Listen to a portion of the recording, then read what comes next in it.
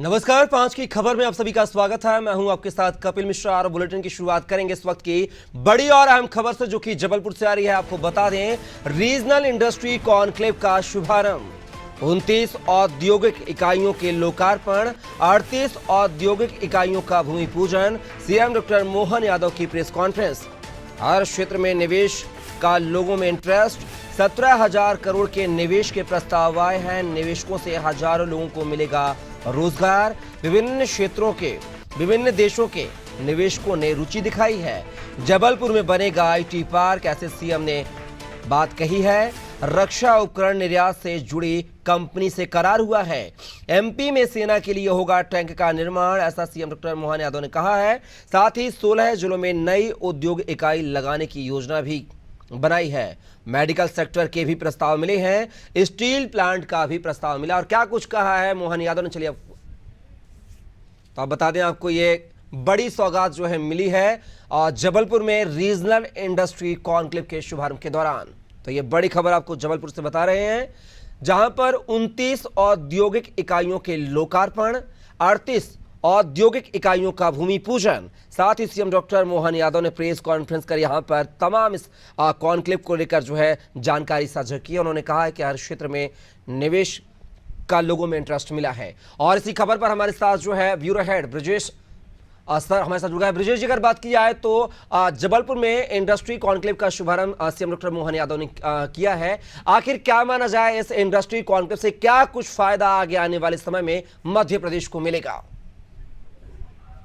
निश्चित तौर पर कपिल, जैसा कि आपने बताया है कि 17,000 करोड़ से अधिक का निवेश के प्रस्ताव मिले हैं। बाकायदा भूमि पूजन शुभारंभ भी किया गया है। 29 उद्योग इकाइयों का लोकार्पण हुआ है, 38 उद्योग इकाइयों का भूमि पूजन हुआ है। वर्चुअली तरीके से मुख्यमंत्री डॉक्टर मोहन यादव ने ये किया है और उन्होंने कहा कि एक बड़ा निवेश किया है।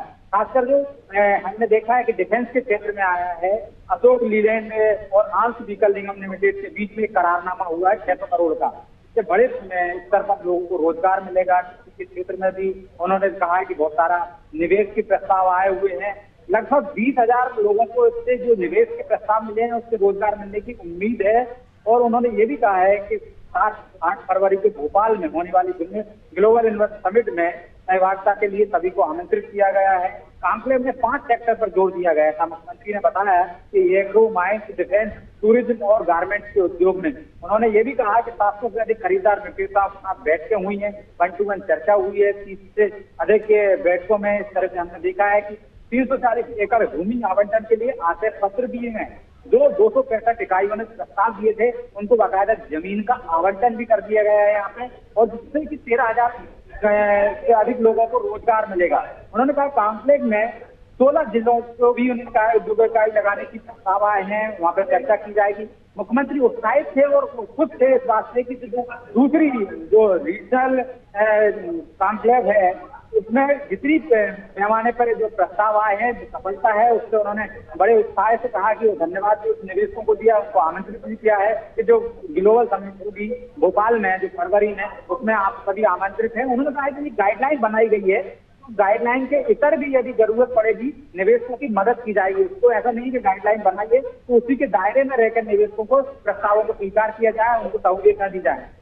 जरूरत पड़ी तो निवेशकों को गाइडलाइन से इतर भी जाकर मदद करेगी सरकार। उन्होंने ये भी कहा है कि ये तो एक दिन का आयोजन था, लेकिन लगातार जो निवेशकों को प्रस्ताव मिल रहे हैं तो ये प्रक्रिया लगातार चलती रहेगी। वो कभी भी निवेशक जो आ रहे हैं उनको वैसा ही मैसेज दिया जाएगा निवेश करने के लिए। उनके लिए बाकायदा एक पूरा सिस्टम जो बनाया गया है, वो अधिकारियों से संपर्क करेंगे। एकल खिड़की की जो हम लगातार बात करते हैं, मुख्यमंत्री ने कहा किसी तरह की कोई परेशानी नहीं होगी। आज जो प्रमुख सचिव से लेकर तमाम अधिकारियों ने 1 to 1 उद्योगपतियों से चर्चा की है। उनको जो समस्याएं आती हैं प्रदेश में निवेश को लेकर, उनकी समस्याओं को सुना और समाधान का आश्वासन दिया है। और जो निवेश की जो बात की जा रही है कि इतने व्यापक स्तर पर, उन्होंने कहा डिफेंस कुछ क्षेत्र में यहाँ जबलपुर में बहुत सारी संभावनाएं हैं, तो उन संभावनाओं को लेकर भी उन्होंने कहा है कि ज्यादा से ज्यादा प्रयासरत रहेंगे और जरूरत पड़ी तो उनको रियायत भी दी जाएगी इस तरह के उद्योगों के लिए। तो जो करार हुआ है अशोक लीलैंड से, उससे भी तो उत्साहित थे। उन्होंने कहा इसी तरह के बड़े और करार भी हुए हैं खासकर गारमेंट्स के क्षेत्र में भी जबलपुर को बहुत कुछ मिलने वाला है। तो जो उम्मीद थी, उन्होंने कहा कि पहले जो उज्जैन में समिट हुई थी, क्षेत्रीय समिट, जो दूसरी जबलपुर में हुई है, उसमें व्यापक स्तर पर लोगों का समर्थन मिल रहा है, निवेशकों का समर्थन मिला, लोगों का समर्थन मिला। जिस तरह से उत्साह देखा गया है निवेशकों में, निश्चित तौर पर वो आने वाली कॉन्क्लेव में भी ऐसा ही उत्साह देखने को मिलेगा और इस प्रदेश का विकास होगा, लोगों को रोजगार मिलेगा। मुख्यमंत्री ने इसलिए तमाम लोगों का धन्यवाद भी किया। कपिल बिल्कुल ब्रजेश जी, अब देखना होगा कि इस तरह के छोटे छोटे शहरों में जो कॉन्क्लेव्स हो रहे हैं, इन कॉन्क्लेव से प्रदेश की क्या दिशा और दशा बदलेगी, ये देखना दिलचस्प होगा। फिलहाल के लिए तमाम जानकारी साझा करने के लिए ब्रजेश जी आपका बहुत बहुत शुक्रिया, धन्यवाद।